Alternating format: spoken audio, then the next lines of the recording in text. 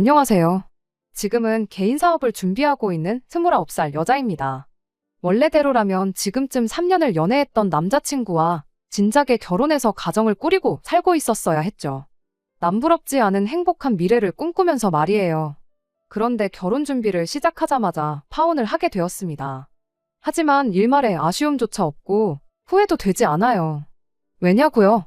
제가 결혼하려던 인간은 자기 가족들 앞에서 허수아비나 마찬가지였고 그 집구석은 정말 상상을 초월하는 시월드 중 시월드였기 때문이에요. 처음에는 그냥 시어머니가 조금 유난스러운 정도라고만 생각했어요. 모시고 살 것도 아닌데 그게 뭐가 문제겠냐 하고 대수롭지 않게 생각하려고 했었죠.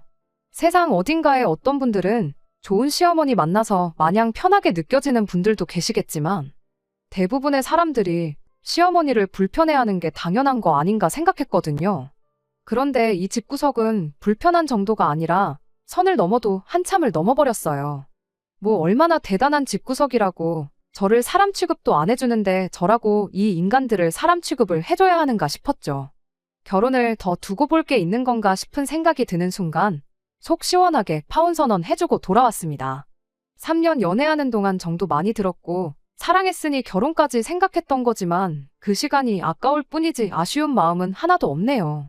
아마 지금 파혼 안 했으면 이혼했을 게 분명했으니까요. 이혼녀로 사는 것보다야 파혼한 게 100번 1000번 나은 거 아니겠나요? 말씀드렸다시피 남자친구 자체만 두고 보면 나쁜 사람은 아니었어요. 남자친구는 직장 동료로 처음 만났습니다. 회사에서 저보다 2년 선배였고 직장 동료로 1년을 지내다 회식 자리에서 남자친구가 난데없이 고백을 해오는 바람에 연애를 시작하게 되었어요. 회사 자체가 규모가 작고 워낙에 가족 같은 분위기라 그런지 오히려 다른 직장 상사들은 물론이고 사장님까지 나서서 남자친구를 밀어줄 정도였죠. 보통 규모가 작은 회사일수록 사내 연애를 기피한다던데 저희 회사는 그런 게 전혀 없었습니다. 아무튼 그렇게 저희는 연애를 시작하게 되었어요. 암만 공인된 연애를 하게 되었다고 하더라도 업무에는 지장을 주지 않게 공과 사는 확실하게 구분했습니다.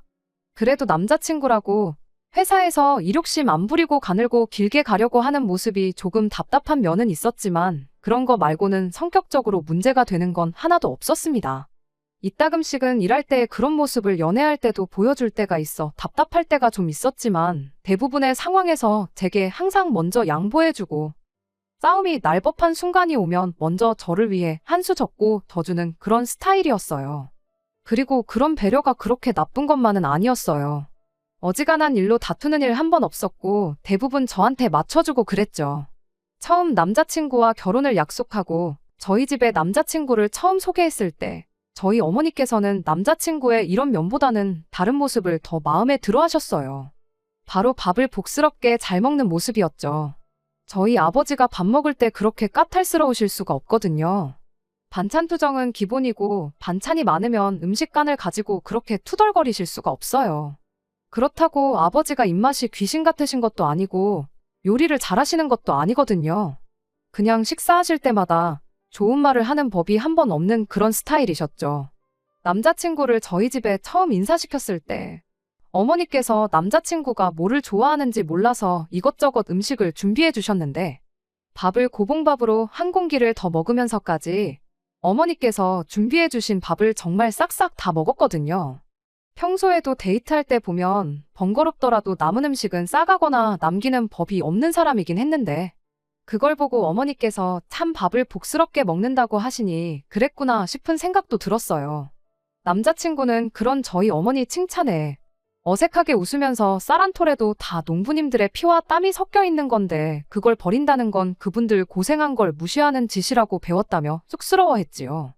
남자친구가 집에 돌아가고 어머니께서 저는 한 번도 생각해 본 적 없는 장점을 가지고 장점이라고 말씀하시는데 너네 아빠 마냥 차려주는 밥마다 툴툴대고 그러는 것보다 저렇게 복스럽게 먹는 게 100번 낫지 하는 말이 그제서야 왠지 공감이 가기 시작했어요. 그때까지만 해도 이 음식을 남기지 않는 남자친구 습관 때문에 파혼까지 하게 될 줄은 정말 상상도 못했습니다. 그냥 먹성이 좋아서 음식을 남기지 않는 게 아니었거든요.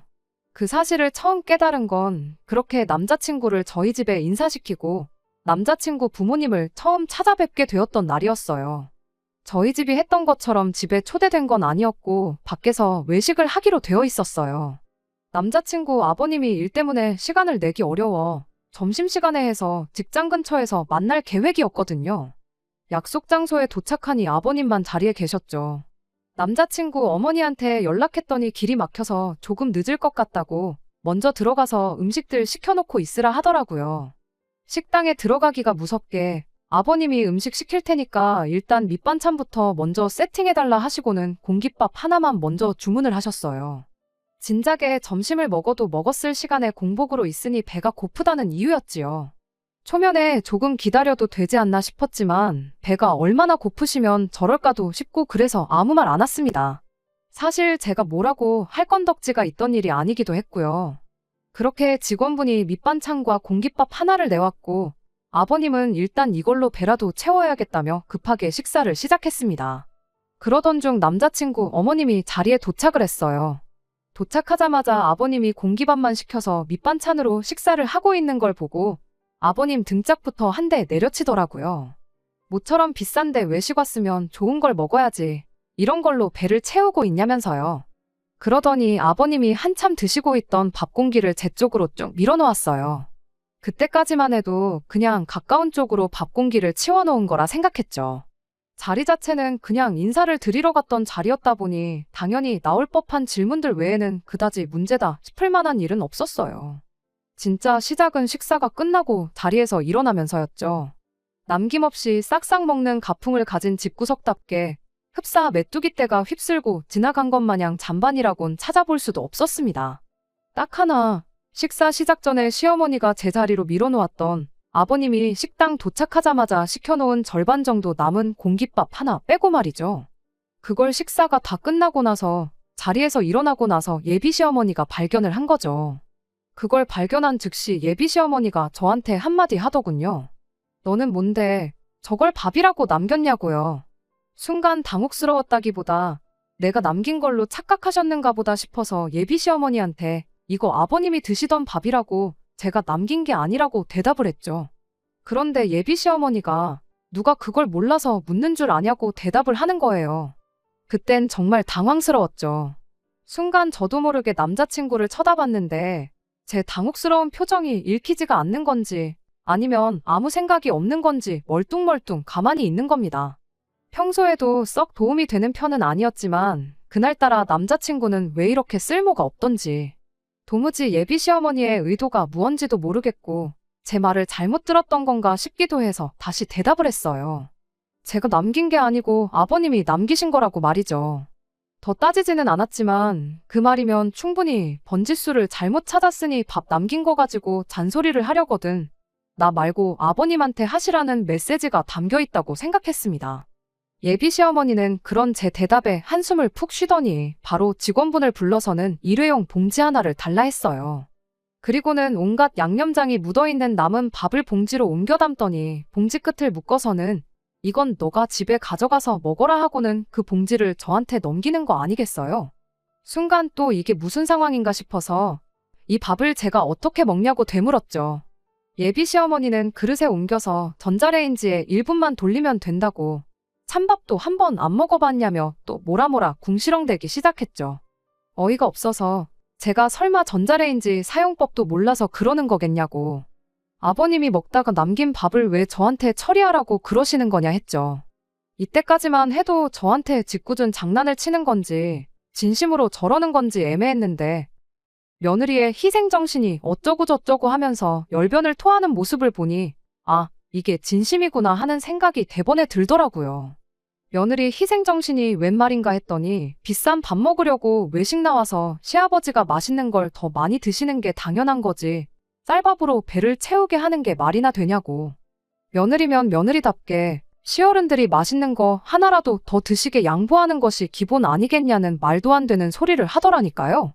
어이가 없어서 아니 맛있는 거 많이 드시는 것도 좋은데 안 드실 거면 그냥 남기면 되는 거 아니냐고 그렇게 대답했더니 이번엔 또 저보고 버리기는 뭘 버리냐고 얘가 음식 아까운 줄도 모른다고 또 뭐라 하는 겁니다. 와, 진짜 어이가 없어서 웃음도 나오지를 않더라니까요. 그렇게 어이없게도 예비 시어머니가 건네준 먹다 남은 밥이 들어있는 투명 봉다리를 받아들고 가게 밖을 나오게 되었어요. 두 분이 차 타고 건물 밖으로 나가는 걸 보자마자 그 길로 남자친구한테 밥봉지를 던져줬죠. 남자친구한테 이 상황이 지금 말이나 되는 거냐고 대번에 따지면서요. 그랬더니 남편이 뭐 그렇게 예민하게 구냐는 듯 대답을 하는 거 아니겠어요? 원래 우리 집이 밥 남기는 거 안 좋아한다고 진작에 말하지 않았느냐고요. 아니 그럼 그걸 아는 인간이 이렇게 될 줄 알면서도 식사가 다 끝날 때까지 아버님이 먹다 남은 밥을 그렇게 내버려 둔 거냐고 따졌어요. 그랬더니 엄마가 하는 말 못 들었냐고. 그 상황에서 자기가 그 밥을 먹는다고 했어도 상황은 별반 달라질 거 없었다는 소리를 하더라고요. 말인즉슨 며느리가 가족들이 더 맛있는 거 먹도록 희생해야 하는 게 시어른들 뿐만 아니라 남편한테도 해당한다는 소리였죠. 못 먹을 거 준 것도 아니지 않냐길래 어이가 없어서 넌 그럼 우리 엄마나 아빠가 먹다 남긴 밥을 너한테 먹으라고 줘도 따라서 먹을 셈이냐 물었더니 그 말에는 또 아무 대답을 못 하대요? 자기도 길게 끌어봐야 좋을 거 하나 없겠다는 걸 알았는지 이내 저한테 미안하다고 사과를 하더라고요. 다음부터는 같은 상황이 생기면 자기가 먹는 쪽으로 하겠다면서요. 그리고 크게 걱정 말라고 원래 우리 집이 웬만해서는 먹을 걸 남기는 법이 없다고 오늘 같은 경우는 거의 보기 드물다며 웬만해서는 남는 음식이 없을 테니 같은 일이 또 일어나지는 않을 거라면서 자기가 신경 못 써줘서 미안하다고 계속해서 사과를 해왔습니다. 저만큼까지 사과를 해오는데 또 거기서 툴툴대고 있자니 그것도 제가 너무 속이 좁아 보이지 않겠나 싶어서 다음부터는 주의해달라고 다시 한번 한마디 하고 그렇게 그 날을 넘겼어요. 다음번에 예비 시어머니를 만나게 된 건 상견례 자리였어요. 사실 그날 이후로 아예 결혼을 엎어버리는 걸 생각 안 한 건 아니에요. 아무리 사람마다 자라온 환경이 다르고 집집마다 가풍이 다르다고 해도 그날의 일을 그냥 다르다는 이유로 묻어버리고 넘길 일은 아니었으니까요. 결혼하고 나서 시부모님과 함께하는 자리가 있으면 음식 남는 거 가지고 신경 쓰고 스트레스를 받게 될 게 너무 뻔한 일이잖아요. 남자친구가 믿어달라고 했지만 만에 하나 바뀌는 거 하나 없이 시댁과 교류할 때마다 저 혼자만 참아야 하는 상황이 온다면 남자친구 하나 믿고 결혼했다가는 제 인생이 한순간에 시궁창으로 직행하는 거나 마찬가지라는 생각밖에 들지 않았습니다. 그래도 남자친구가 자기가 같은 일이 일어나지 않게 해결하겠다며 믿어달라고까지 했는데 그걸 기회 한번 줘보지도 않는 것도 아니지 않나 그렇게 생각했었던 게 제 실수였지요. 그렇게 결국 양가 상견례를 준비하게 되었습니다. 상견례 장소는 섭외부터 전부 제가 했어요. 인사드리러 간 자리에서 제가 그런 꼴을 당했던 걸 부모님한테는 따로 말을 안 했다 보니 최대한 같은 일로 불상사가 생기지 않도록 하기 위함이었죠. 일부러 장소도 코스로 요리가 나오는 한정식집을 골랐습니다. 생선인지 고기인지 고르는 정도만 제외하면 같은 음식 같은 양의 음식이 각자 앞으로 똑같이 나오기도 하고 또 음식 나올 때마다 먼저 나온 음식도 치워주고 그러시니 행여나 막판에 가서 음식 남기는 문제로 헛소리를 들을 일이 없을 거라 생각했거든요. 그리고 만에 하나 저희 부모님이 앞에 있는데도 잠바는 며느리 몫이라니 어쩌니 하면서 똑같은 짓을 하면? 그러면 그때는 뒤도 돌아볼 것 없이 그 길로 찬물을 남자친구든 예비 시어머니든 한 잔 시원하게 끼얹어주고 파혼할 생각이었죠. 그런데 이게 웬일인지 그런 불상사는 일어나지 않았어요. 코스 요리 시작은 빈 속부터 달래라고 전복죽이 조금 나왔는데 내장 잡내를 제대로 못 잡은 건지 제가 먹기에도 조금 비리더라고요. 그 상황에 입맛 까탈스러운 저희 아버지께서 죽이 좀 비리다고 하면서 한 입만 드시더니 그릇을 옆으로 치우셨어요. 순간 엄청 당황스러웠죠. 대각선 너머로 마주 앉아있는 예비 시어머니가 그걸 보더니 한마디 하고 싶은 건지 동공이 흔들리는 게 느껴지더라고요. 괜히 못 볼 꼴 볼까봐 차라리 한 소리 할 거면 나한테 하라는 생각으로 저도 그 자리에서 죽이 너무 비려서 못 먹겠다고 동시에 치워버렸어요. 하지만 그때까지도 예비 시어머니는 아무 말 하지 않았죠. 전복죽 말고는 다른 음식들은 다 괜찮았어서 고의적으로 남겼던 건 죽 정도밖에 없었습니다. 남자친구네처럼 그릇 바닥이 보일 만큼 싹싹 먹지는 않았지만 그거에 대해서도 딱히 아무 일도 없었어요. 지금 상황에서만 본다면 차라리 상견례 자리에서 무슨 일이 일어나야 했던 게 더 나았을 테지만 그때는 다행이다 안도의 한숨이 나올 만큼 상견례 자리에서는 별말도 없었고 일도 없었어요. 그냥 평범하게 밥 먹고 사소한 이야기가 오가는 평범한 상견례 자리였지요. 오히려 상견례 끝나고 집에 돌아와서는 저희 부모님께서 저한테 사돈 되실 분들이 다들 좋으신 분들인 것 같아 안심이라고 할 정도였으니까요. 저도 그날은 기분이 엄청 좋았어요. 남자친구가 같은 일은 두 번 다시 일어나지 않게 하겠다고 자기를 믿어달라고 그렇게 말했었잖아요. 그 약속을 너무나도 훌륭하게 지켜주었으니 기회를 줘보기를 잘했다는 생각 말고는 다른 생각이 들지 않을 정도였습니다. 그때는 몰랐던 거죠. 얼마나 전복죽을 한 술만 뜨고 남긴 거부터 해서 그릇 바닥이 보일 때까지 접시를 핥아먹지 않은 걸 가지고 예비 시어머니가 얼마나 한마디 하고 싶었던 건지 말이에요. 저 혼자만 있을 때는 만만하니까 잠바는 네가 먹어라. 할 수 있지만 저희 부모님이 앞에 계실 때는 싸움 날까봐 자기가 지들이 남긴 밥, 며느리가 먹어치워야 한다고 그러는 게 누가 봐도 명명백백하게 잘못된 행동이라는 걸 알고 있으니까. 자기들이 질게 뻔하니까 그냥 참고 있었다는 걸 그것도 모르고 남자친구가 해냈다고 착각한 제가 다 바보 같네요. 상견례가 끝나고 나서 결혼 준비를 시작했는데 그때 예비 시어머니가 저를 다시 집으로 초대를 했습니다. 갑자기 집으로 불러내는 게 뭔가 불안하기는 했지만 상견례 자리에서는 사소한 이야기만 오갔다 보니 본격적인 결혼 준비를 시작하면서 이래저래 할 이야기가 많아서 부르는 거겠구나 생각했어요. 그런데 예비시댁 현관문을 열고 들어가는 순간 뭔가 안 좋은 촉이 들기 시작했습니다. 왜 보통은 아무리 환기가 잘 돼 있어도 식사 전에 가면 현관문 앞에서부터 조금이나마 음식 냄새가 나기 마련이잖아요. 그런데 현관문 앞은커녕 문을 열고 들어갔는데도 집안에서 음식 냄새라고는 하나도 나지 않았거든요.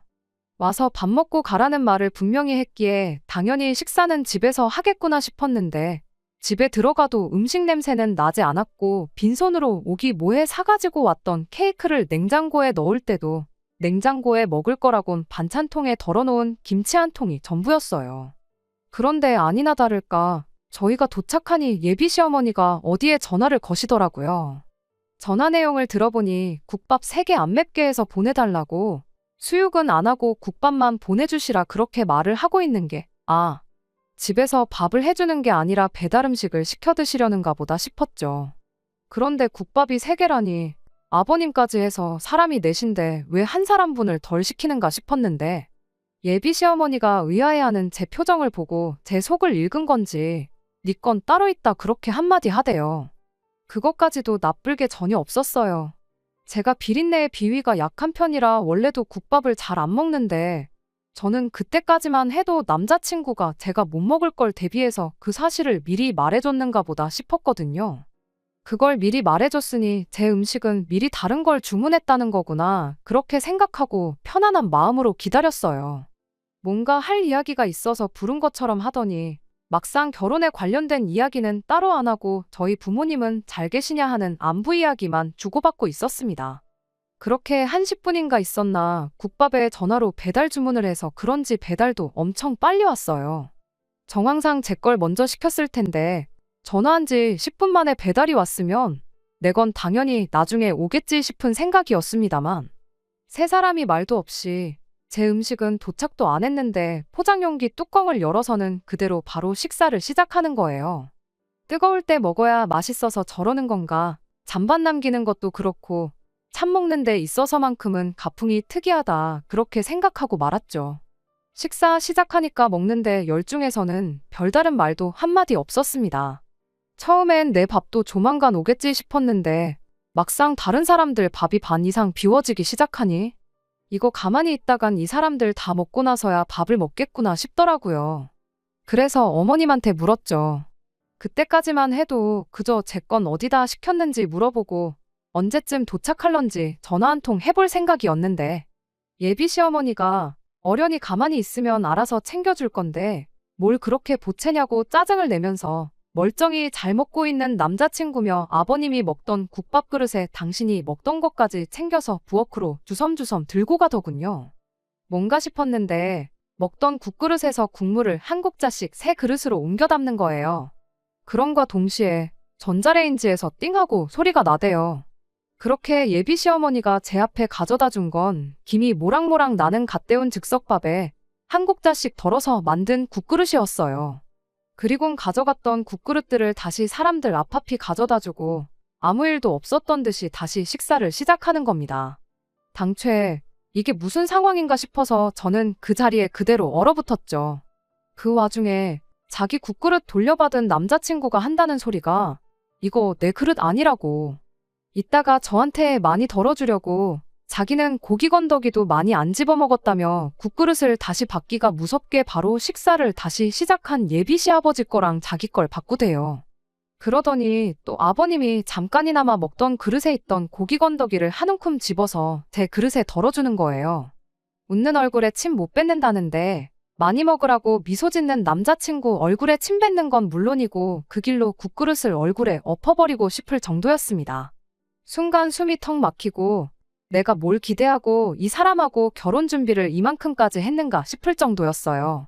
제가 국밥을 비려서 잘 못 먹는다는 건 기억도 못하고 있는 게 문제가 아니라 지 가족들이 먹던 걸 내가 먹는 게 당연한 거라고 생각하고 있다는 사실에 소름이 다 돋을 지경이었어요. 이런 일이 두 번 다시 일어나지 않게 하겠다는 게 지 가족들이 저한테 그렇게 하지 못하게 막아주는 게 아니고 지 가족들이 처먹다 남긴 음식물 찌꺼기를 먹는데 익숙해지게 만들 생각밖에 없었다는 거였죠. 그 와중에 제가 이 어이없는 상황 앞에 한술도 뜨지 않고 가만히 있으니 남자친구 아버지가 국물이 없어서 안 먹는 거냐 하면서 여자가 짜게 먹어서 좋을 거 없다고 당신 마시던 물컵에 있는 물을 제 국그릇에 갑자기 들이부어 주더라고요. 그 길로 정신이 퍼뜩 들어서 내가 니들이 먹던 걸 왜 먹냐고 한마디 내질러주고 그대로 국그릇을 엎어버리고 자리에서 일어났어요. 냉장고에 넣어뒀던 케이크도 다시 챙겨서 니들이 먹다 남긴 음식물 쓰레기가 버리기 아까우면 남한테 주지 말고 니들끼리 실컷 처먹으라고. 아니면 며느리 말고 짬통을 밥으로 줘도 군말 없이 잘 처먹는 돼지 한 마리 구해다가 키우던가 하라 한마디 내지르고 그대로 자리에서 일어났어요. 그 와중에 예비 시어머니는 눈 하나 깜짝도 안 하고 먹으라고 사온 거면 케이크는 두고 가라 한마디를 하길래 이건 내가 사람 먹으라고 사온 거지 음식물 찌꺼기나 맛있다고 처먹는 돼지들 주려고 사온 게 아니라고. 내가 이 집구석에 또 올 일은 없겠지만 다음번에 올 때는 케이크 이런 거 말고 돼지 사료나 좀 사올 테니 그렇게 알라말하고 그 길로 그 집구석을 뛰쳐나와 버렸어요. 이제 뭐 이 집에 예비 며느리도 아닌데 할 말 못할 말 가리지 않고 다 나오더라고요. 다른 것보다 속이 너무너무 후련했네요. 그렇게 집 밖을 나오니 남자친구가 이게 무슨 상황이냐고 저를 따라 쫓아나오길래 한마디 해줬어요. 밥도 다 안 먹었는데 여기까지 따라 나와도 되는 거냐고 엄청 걱정해주는 말투로요. 괜히 음식 남기면 내가 바닥에 엎어놓은 것도 잔뜩일 텐데 부모님이 네가 먹던 거랑 바닥에 엎어진 찌꺼기랑 먹어야 되지 않겠냐고. 그거 부려니까 나 붙잡을 시간 있으면 집에 들어가서 부모님 대신해서 음식물 찌꺼기나 실컷 처먹으라 한마디 해주고 그렇게 그냥 집으로 돌아갔습니다. 집에 도착하니 남자친구가 전화로 애걸복걸 해명을 하면서 저를 붙잡대요. 상견례 자리에서 전복죽 남긴 걸 보고 어머니가 벼르고 있었답니다. 그때 그렇게 음식 남기는 거에 대해서 말을 했는데도 자기 앞에서 버젓이 음식을 남긴 게 며느리가 시어머니한테 기싸움을 거는 걸로 받아들이셨다는 거예요. 국밥을 섞어서 저한테 준 게 그걸 저한테 진짜로 먹이려고 그랬던 게 아니고 먹는 척이라도 했으면 그러니까 앞으로 음식 남기지 않겠다는 그 의지만 보여줬어도 어머니는 저를 가족의 일원으로 인정을 해줬을 거라는 소리를 하는 겁니다. 그걸 해명이라고 하고 있냐고. 결국 시어머니 하는 말에 찍소리도 못하고 시어머니가 먹으라면 짬밥도 먹는 척하는 며느리가 필요했던 거 아니냐고 한마디 해줬죠. 파혼하길 진짜 잘한 것 같다고. 하마터면 별 거지 같은 집에 내 발로 기어 들어가서 내 인생 시궁창으로 빠뜨릴 뻔했다. 그렇게 말을 이었더니 남자친구가 사과를 하다 말고 혼자 욱해가지고 너 지금 우리 집을 시궁창이라고 한 거냐고 성질을 내는 거 아니겠어요? 음식물 찌꺼기를 밥이라고 주는데 그게 시궁창이 아니고 뭐냐고. 시월드나 시궁창이나 시자 들어가는 거 똑같은데 그게 그거 아니겠냐 말하고 두 번 다시 연락하지 말라 말하고 전화를 끊어버렸습니다. 진작에 2달 전에 했었어야 했던 파혼 선언을 이제서야 하다니 제가 정말 미쳤었구나 싶었네요. 파혼을 선언한 그날 집에서 사직서부터 썼습니다. 남자친구랑 한 공간에서 같이 숨 쉬는 것도 싫었거든요. 남자친구가 그만두면 될 걸. 제가 남자친구를 위해 그만둬주는 그림처럼 보일 수도 있는데 그건 아니에요. 어차피 저도 언젠간 제 사업을 시작하고 싶었는데 회사 사람들도 좋고 남자친구도 있었다 보니 그냥 무난하게 흘러가는 회사 생활에 점점 익숙해져서 내 사업을 해보려던 결심이 약해지던 시기였거든요. 그래서 그만두는 데는 아쉬움이 없었어요. 다음날 회사 출근하자마자 사장님한테 사직서부터 전달했어요. 남자친구는 저를 볼 낯이 없던 건지 뭔지 모르겠지만 급하게 월차내서 일을 빼버렸더라고요. 사장님이 저는 사직하겠다 하지 남자친구는 급하게 월차를 내서 쉬겠다고 하지. 무슨 일이 있어도 있겠구나 눈치를 챈 건지 뭔 일이 있냐며 제게 물으셨죠. 그래서 그냥 숨김없이 남자친구랑 파혼하게 된 이야기를 해줬어요. 은근 회사에서 처음으로 결혼하는 커플이 탄생하는 줄 알고 기대하셨던 사장님도 그 이야기를 들으니까 그런 집이면 파혼하는 게 100번 맞다면서 동의를 해줬습니다. 그리고는 제게 묻대요. 남자친구가 문제면 남자친구를 자를 테니 저보고 남아있으라고 저를 붙잡기까지 했어요. 이참에 새로 시작하는 마음으로 사장님한테 배운 역량을 발휘해 이젠 내 사업을 시도해보고 싶어서 그만두는 거라고 말뿐이라도 정말 감사하다 말하고 그렇게 자리에서 일어났어요. 마음이 바뀌거나 생각처럼 잘 안 되면 연락하라는 사장님의 배려와 함께 저는 그렇게 회사를 그만두게 되었죠. 남자친구 소식을 다시 들은 건 그로부터 3달이 지나서였어요. 사장님한테서 연락이 왔거든요. 한참 사업 준비하고 있는 와중이었는데 사장님이 생각처럼 일이 잘 안 풀리면 네 전 남자친구는 진작에 잘랐으니까 돌아오고 싶을 때 돌아오라고 하시대요. 헤어진 충격 때문인지 안 그래도 일하는 게 엉성했는데 실수하는 게 너무 많아지고 나아질 기미를 보이지 않아서 결국 해고를 했답니다. 다시 회사로 돌아갈 생각은 없었지만 이렇게 또 연락까지 주셔서 감사하다 말하고 전화를 끊었어요. 어디선가 남자친구는 저 때문에 결혼도 물 건너가고 직장도 잃었다고 툴툴대고 있으려나요. 설령 그런다 한들 저는 한치도 미안한 마음이 들지 않습니다. 누가 봐도 자업자득인 일이잖아요.